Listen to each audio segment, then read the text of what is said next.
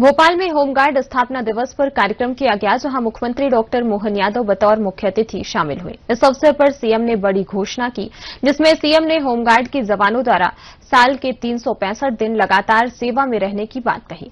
स्थापना दिवस कार्यक्रम में होमगार्ड जवानों ने रेस्क्यू ऑपरेशन प्रेजेंटेशन दिया।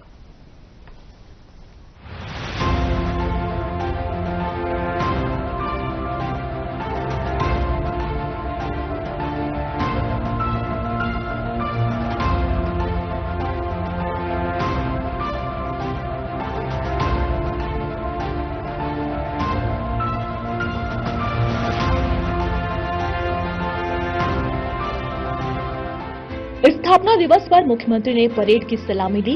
मुख्यमंत्री ने होमगार्ड जवानों के सराहनीय कार्य का उल्लेख किया। उन्होंने कहा कि गत वर्ष अदम्य साहस का परिचय देते हुए 5075 लोगों की जान बचाई।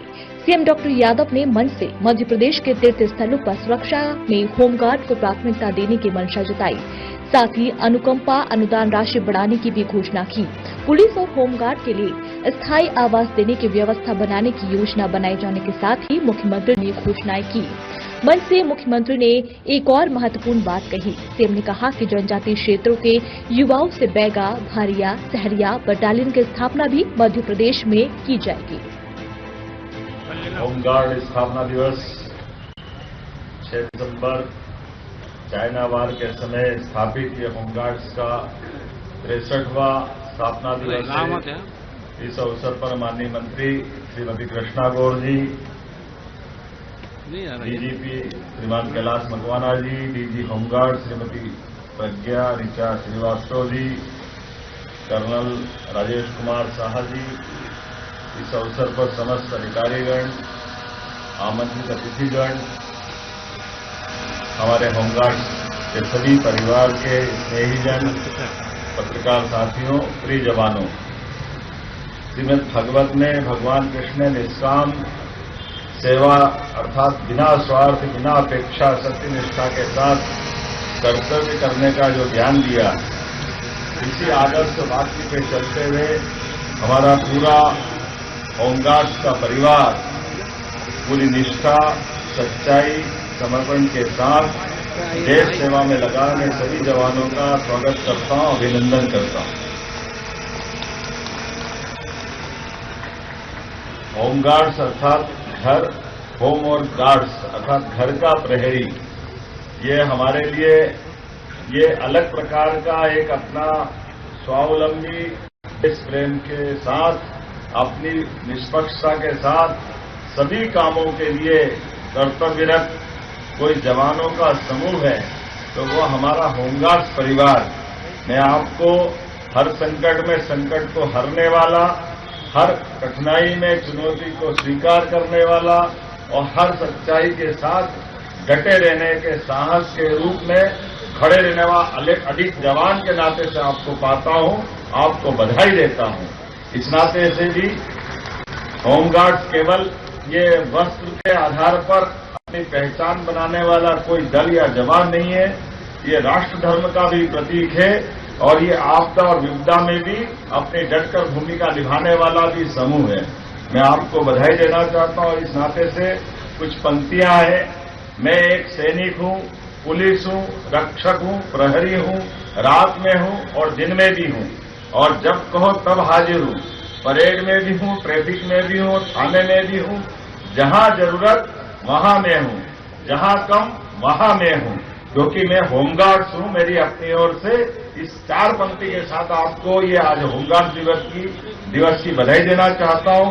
और खास करके जितने प्रकार से मैं अपने लंबे अलग अलग प्रकार के विद्यार्थी काल से सच में आपकी भूमिका को देख करके वाकई में आपको नमन करने की इच्छा होती है।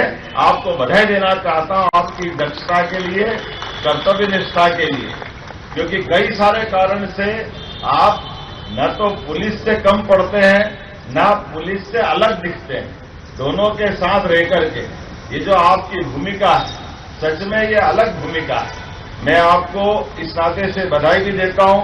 और ये बात सही है कि मध्य प्रदेश में 2014 में एसडीआरएफ का गठन हुआ, तब होमगार्ड, नागरिक सुरक्षा, एसडीआरएफ तीनों ने मिलकर के एक त्रिशूल तैयार किया जिससे आपदा प्रबंधन में एक नई ऊंचाइयां हासिल हुई।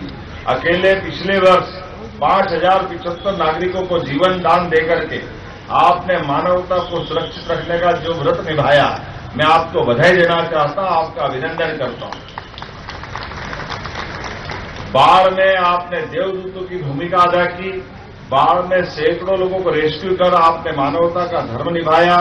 मुझे गर्व है, प्रदेश में 82,000 से अधिक नागरिक सुरक्षा वॉलंटियर्स पंजीकृत किए जा चुके हैं। 67,784 वॉलंटियर्स को विशेष आपदा प्रशिक्षण दिया जा चुका है, जिसको हम आपदा मित्र के नाते से भी जानते हैं। मुझे ये बताते हुए भी गर्व है कि भविष्य की आवश्यकताओं को देखते हुए इंदौर नाला मंडल को एसडीआरएफ, होमगार्ड, सिविल डिफेंस आदि को आपदा प्रबंधन जैसे विशेष प्रशिक्षण भी दिया जा रहा है। सिंहस्थ 2028 सामने है, ऐसे में 5,000 से ज्यादा होमगार्ड के जवानों का भर्ती का लक्ष्य हमने रखा हुआ है और खास करके विशेष पिछड़ी जनजाति युवाओं को पुलिस, सेना, होमगार्ड्स को प्रशिक्षण में भर्ती हेतु हमने बेगा, भारिया, सहरिया बटालियन पे भी विचार किया है। मुझे आज इस बात की प्रसन्नता है कि जब आपका ये स्थापना दिवस है तो खाली हाथ आकर के कैसे बात करता, तो कुछ निर्णय भी करके आया हूं। मुझे इस बात की प्रसन्नता है, जब मैं आपसे बात कर रहा हूं तो मुख्यमंत्री अदम्य साहसिक कार्य हेतु पुरस्कार की भी मैं घोषणा करता हूं। इस तरह से हमारे 10 रेस्क्यू टीमों को प्रति वर्ष 51,000 के पुरस्कार राज्य सरकार की ओर से दिए जाने की मैं घोषणा करता हूं। इसी मंच से 3 वर्ष में 2 माह के बाध्यकाल ऑफ को भी मैं समाप्त करने की घोषणा करता हूं। साथ ही साथ मंच से प्रतिवर्ष मिलने वाली अनुकंपा अनुदान राशि 360 ये थोड़े कम पड़ते हैं, इसको भी बढ़ाने की घोषणा करता हूं। ये बढ़ाने की आवश्यकता है, इसलिए मैं इसको बढ़ाने की घोषणा करता हूं। अब जब हमारे धार्मिक पर्यटन की दृष्टि से मध्य प्रदेश देश के सर्वाधिक तीर्थाटन कराने वाले राज्यों में से शामिल हुआ है। अलग अलग देवस्थान, चाहे बाबा महाकाल का ज्योतिर्लिंग हो या बाबा ओंकारनाथ का धाम हो, दोनों ज्योतिर्लिंग सहित कई सारे लोग हम बना रहे हैं। तो ऐसे में होमगार्ड्स के लिए 488 पदों की स्वीकृति प्राप्त हुई है। साथ ही साथ हमने कहा कि प्रत्येक मंदिर, देवालय और ऐसे स्थान जो हमारी आस्था से भी जुड़े हैं, उसमें होमगार्ड को प्राथमिकता दी जाए। इस दिशा में हम लगातार बढ़ने का निर्णय कर रहे हैं। वैसे तो 1988 के बाद नए जिलों में जब अतिरिक्त बल की बात हुई, तब हमने नवीन जिलों के साथ अतिरिक्त पद भी सृजित किए हैं। जब आपसे बात कर रहे हैं तो शासन बहुत सारी तरह से हमारे आपदा प्रबंधन जैसे त्वरित कार्यों के संपादन में भूमिका होने के बाद भी बल के अधिकारियों के लिए, कर्मचारियों के लिए, जवानों के लिए नजदीक में आवासीय सुविधा उपलब्ध नहीं, ये कठिनाई देखते हैं। ऐसे में हमने निर्णय किया है कि शासन की योजनाओं में पीपीपी मॉडल और रीडेंसिफिकेशन के आधार पर आवश्यक आवास बनाए जाए, जिसके कारण से हमारे जवान और अधिकारियों के आवास की समस्या भी हल हो। और हमारा तो प्रयास है कि आपको स्थायी रूप से आवास दिलाकर के आपकी भी मदद की जाए, ताकि ये जो सरकारी आवास से ही जो काम चलता है, इसके बजाय स्थायी रूप से, क्योंकि जब प्रधानमंत्री आवास के माध्यम से यशस्वी प्रधानमंत्री पूरे देश का अलग प्रकार से ध्यान रख सकते हैं, तो पुलिस के जवान हो या होमगार्ड्स के जवान, ये कैसे अछूत रह सकते हैं। हमारी इस भावना के साथ आप सबके लिए भी स्थायी रूप से आवास की घोषणा करता हूं। एक बार फिर मैं पुनः आप सबको होमगार्ड्स के स्थापना दिवस की शुभकामना देता हूं। आपकी वीरता, आपकी निष्ठा और आपकी सेवा को नमन। बाबा महाकाल से प्रार्थना है वो आप सभी को स्वस्थ और प्रसन्न रखें। मेरे साथ बोले, भारत माता की जय, भारत माता की जय, भारत माता की जय।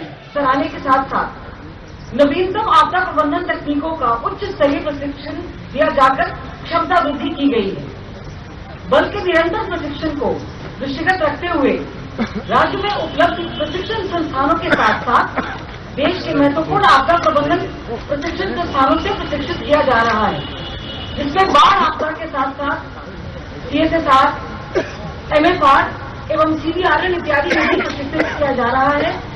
इसके अतिरिक्त इंदौर स्थित क्षेत्रीय प्रशिक्षण केंद्र राला मंडल का भी विकास किया जा रहा है। वर्ष 2025 में मानसून के दौरान प्रदेश के जिला मंडला, रीवा, छतरपुर, टीकमगढ़, गुना, शिवपुरी इत्यादि जिलों में अतिवृष्टि से निर्भर परिस्थितियों में 1372 आपदा राहत एवं बचाव कार्यों के माध्यम से 5075 व्यक्तियों को सुरक्षित बचाया जाकर आमजन के जान माल की रक्षा करते हुए बल ने अपनी अभूतपूर्व क्षमता का परिचय दिया है।